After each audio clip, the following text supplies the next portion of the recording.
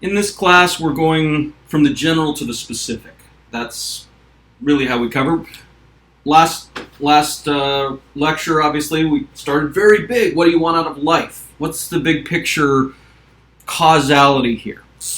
And so we're going to move from the general to the specific, continuing to zoom in. But I always want you to have some way to kind of zoom back out.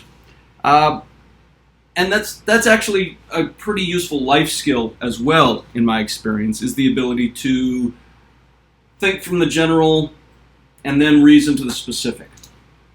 So, if we were meeting together, we could have a discussion about, usually I'll have sort of an interview, get to know you situation where I'll see if anybody's had breakfast and ask them what they had for breakfast. But in this case, I can't talk to you. So I'll talk about what I had for breakfast.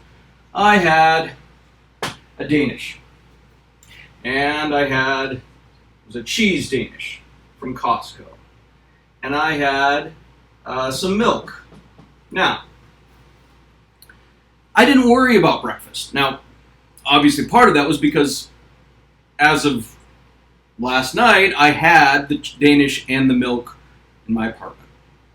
But I wasn't concerned when I went to Costco yesterday that they were going to have the stuff that I wanted. I pretty sure they were going to have what I wanted. Now, how is that possible? How is it possible that I didn't tell my baker or my grocer when I was going to show up or what I wanted? Actually, I got a lot of stuff I wanted that I didn't know I wanted. It wasn't on my list, etc. So how is it possible for that to happen? How is it possible for me to not tell them when I'm going to show up or what I'm going to want? And it turns out that if they hadn't had it, I would have been a little upset. I probably would have been irritated with them. So what if they didn't like me, right? What if somebody at Costco said, I don't like these economics professors. This is crap. I'm not going to sell anything to them, right? I wasn't worried about that. Why not? How is it possible that, and you said, well, that's not a big deal. It's just a Danish and some milk. But my claim here is that the process of social coordination that was necessary for me to get these things is astonishing. It's massive. It is the most magical thing we as human beings have come up with outside of fantasy novels and movies. It really is astonishing. But we take it for granted. Most of us take it for granted because it works. Many of us have been raised in it. We go, oh, don't have to worry about it. But it turns out without anyone really knowing my needs, they provided what I wanted. In order for that to have happened, there had to be some system of communication. Right? And coordination. We had to get some people to communicate and coordinate. Now you may say, well, but that's not that big of a deal. Now, again, what do we have to communicate? We're going to have to communicate. We're going to have to provide information about what people want and how, in what ratios they want it. And we're going to have to provide them with incentives to act on that information. Now, if we think about this, what was that? So calving's usually in the winter. Dairy farmers calve out, and then they continue to milk their cows. So what? Basically, what had to happen was sometime back in, maybe in December or January, some dairy farmers had to say, you know what? I better go out and start, weaning the calves, so that Josh Hill can have milk with his breakfast in a few months in the summer, and so that he'll have the energy to record lectures for his students. Is that what they said? Well, of course not. That's not what they thought, but they behaved as though that was what they were thinking. They were anticipating my needs. So we had, so how many people do you think were involved in the milk? Well, maybe there's a family of 5 dairy farmers out there that were responsible for the milk. And it's possible that they were from Montana and they said, you know what, I really do care about the education of Montanans or Americans or what have you, and so I'm going to work my butt off so that we have milk for professors to drink. But probably not, right? So maybe this is people from Montana. I don't even know what all went into the cheese Danish, but we'll come back to that in a moment. And that may not, so basically in effect, maybe 5 people, except for then you start thinking about what went into that milk. Well, we also then needed the jug that the milk came in.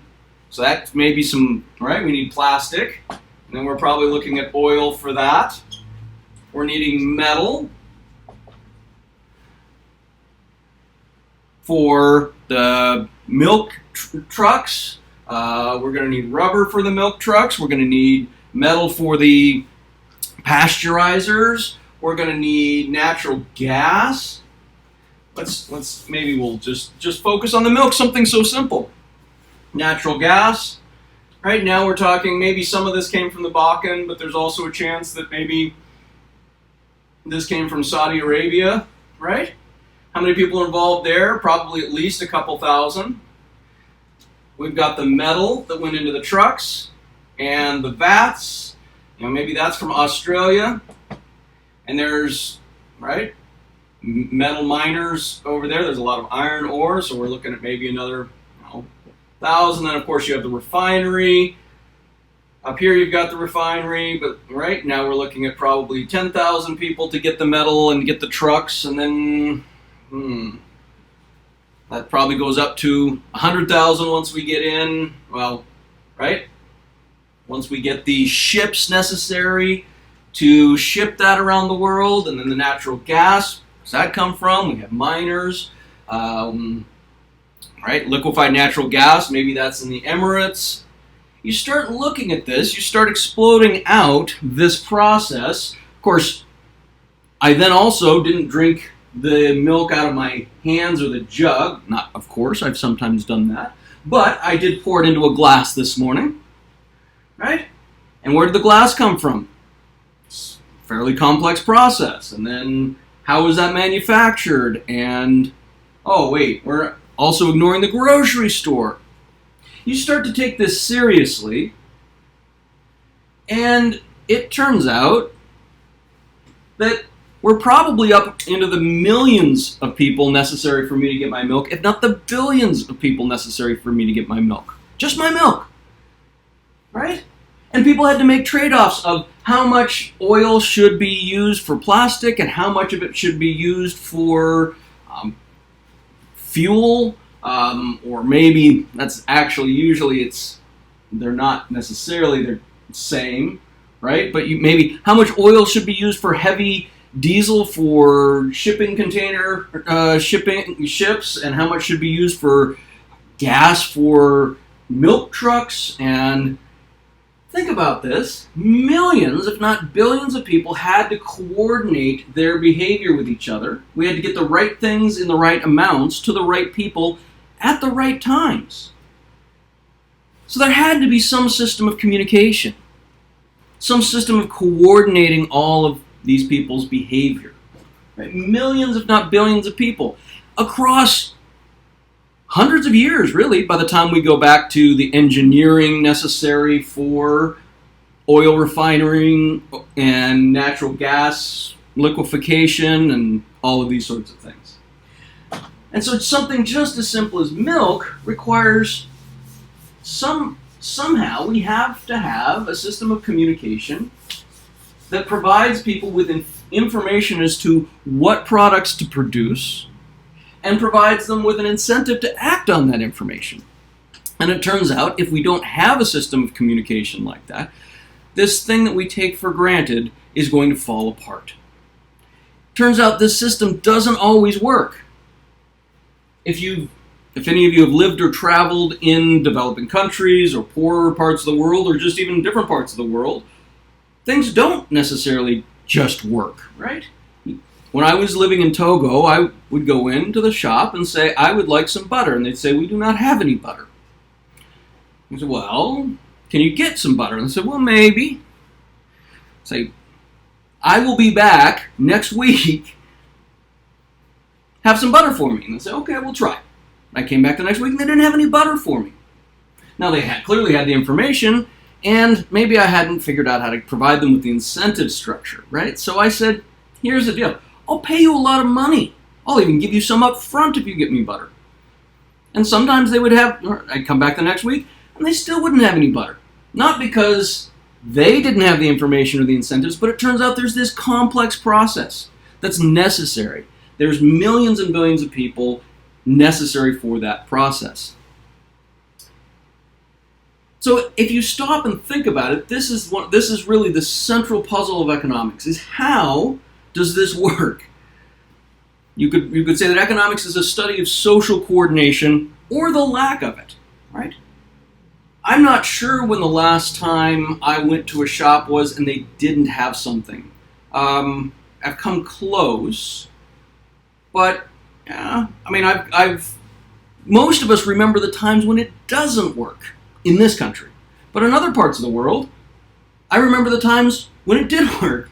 So, again, I contend that this is an amazing thing. It's something, hopefully, that you might be convinced matters, right? This is what makes the difference between empty shelves or things existing and being there for you, right? So, economics, the study of social coordination and the lack thereof. That's one definition. Now, this system is there and it works most of the time, as we mentioned, right? You have a predictive theory in your head, and this is another thing we're going to talk a lot about in this class. You have a predictive theory. You have the idea that you walk into a shop and they'll have things for you to buy. They're not, and you go to checkout, they're not going to say, I don't like the way you look. I don't like the color of your skin. I don't like your religion. I'm not going to sell to you, right? It's interesting that they don't. Something we might want to understand here. So, you have this predictive theory, and that's, as I've already tried to talk about in the discussion about college, people walk around with a predictive theory of college, that college creates greater earnings. And then the question would be, how? And we want to improve our theories. And that's the same thing here. You have a predictive theory that you've taken for granted. You go to the shop, and they have what you're looking for. Now, if you start taking this seriously, when I go to Costco, I struggle not to scream out, look at all this social coordination. This is amazing. Look at all this. All these billions of people who coordinated their behavior. It's astonishing. So the system is there and it works most of the time, but it doesn't always work. And so we probably need to refine our theory.